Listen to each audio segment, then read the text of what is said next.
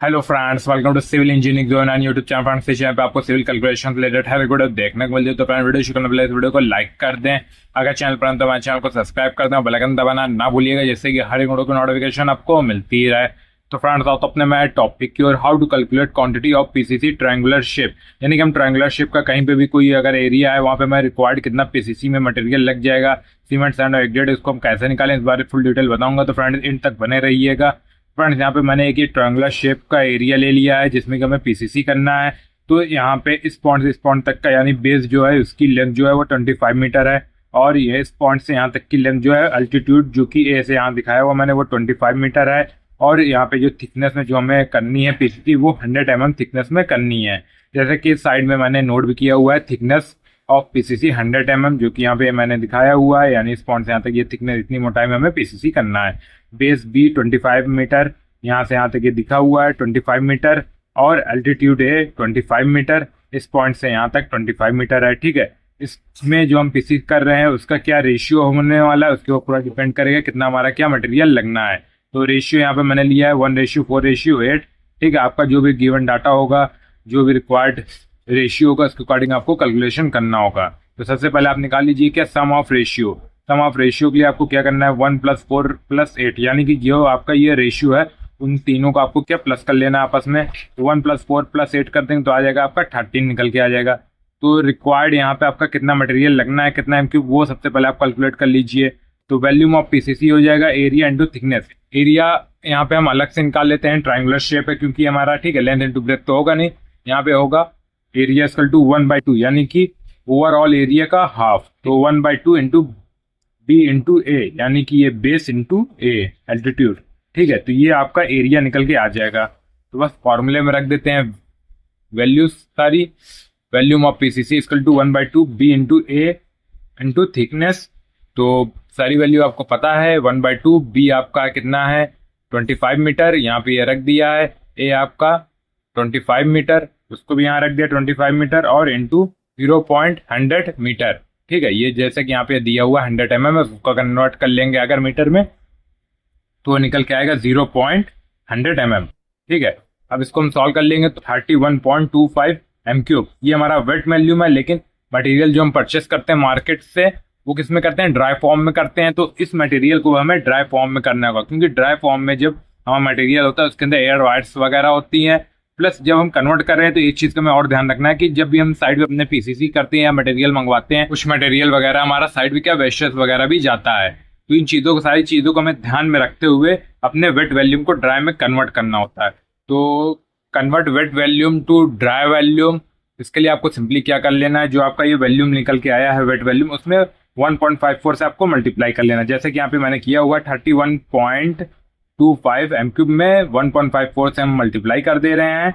तो हमारा क्या ड्राई वैल्यूम निकल के आ जाएगा 48.125 m3। ये हमारा क्या ड्राई वैल्यूम निकल के आ गया है। यहाँ पे 1.54 से क्यों मल्टीप्लाई कर रहे हैं, इसके ऊपर मैंने एक फुल डिटेल अलग से बनाई हुई है जिसकी लिंक मैं आपको डिस्क्रिप्शन में दे दूंगा, वहां से जाके आप देख सकते हो। ठीक है, बाकी अब कर लेते हैं सीमेंट का कैलकुलेशन। रिक्वायर्ड हम कैसे निकालेंगे उसको देख लीजिए। सबसे पहले आप देख लीजिए आपका फॉर्मूला क्या होगा रिक्वायर्ड कैलकुलेशन के लिए, कि आपका मटेरियल कितना लगेगा। उसके लिए फॉर्मूला आपको क्या रखना है, सीमेंट इक्वल टू हो जाएगा क्या dry volume into ratio of cement upon sum of ratio into density. ठीक है, ड्राई वैल्यूम जो कि ये आपका ये निकल के आया है वो रेशियो ऑफ सीमेंट, यानी जिस ग्रेड की आप कर रहे हो पीसीसी उसमें सीमेंट का क्या रेशियो होने वाला है, यानी कि 1 पार्ट होने वाला है या 4 या 8। ठीक है, 1:4:8 का है हमारा रेशियो है। तो उसमें सीमेंट का पार्ट क्या है, वो है 1। ठीक है, तो रेशियो ऑफ सीमेंट आपको बता दिया 1 है। सम ऑफ रेशियो हमने ऊपर निकाला था 13, जैसे कि आपने देखा था। और सीमेंट की डेंसिटी आपको पता होगी 1440। ठीक है, तो अब सारी चीजों को वैल्यू को रख देते हैं फॉर्मूले में। Dry volume 48.125 into ratio of cement 1, sum of ratio 13 into density cement की 1440। ठीक है, तो अब इसको हम सॉल्व कर लेंगे तो हमारी रिक्वायर्ड सीमेंट केजी में निकल के आ जाएगी 5330.76 केजी।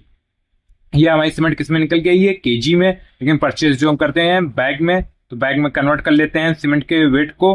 तो उसके लिए आपको सिंपली क्या कर लेना, नंबर ऑफ बैग में कन्वर्ट करने के लिए यहाँ पे 50 से डिवाइड कर देना है रिक्वायर्ड केजी मटेरियल में। ठीक है, तो ये हमारा बैग निकल के आ जाएगा 106.61, ठीक है। लेकिन मार्केट जब हम परचेस करेंगे तो हमें 107 बैग करना पड़ेगा, क्योंकि खुला बैग तो मिलता नहीं है, ठीक है, और खुला बैग लेना भी नहीं चाहिए। अब सेम उसी तरीके से अब हमें सैंड का भी कैलकुलेशन कर लेना है। Sand equal to dry volume into ratio of sand upon sum of ratio into 35.3147। यहाँ पे हम 35.3147 से क्यों मल्टीप्लाई कर रहे हैं, क्योंकि हमारी जो ये वैल्यू है वो एम क्यूब में आंसर देगी। अगर हम सारी चीजें यहाँ पे रख देते हैं, ड्राई वॉल्यूम जो कि हमारा आया था 48.125, ठीक है, और रेशियो ऑफ सैंड 4 है, जैसे कि आपको मैंने रेशियो पहले बताया है, सम ऑफ रेशियो आपका 13 है, ठीक है।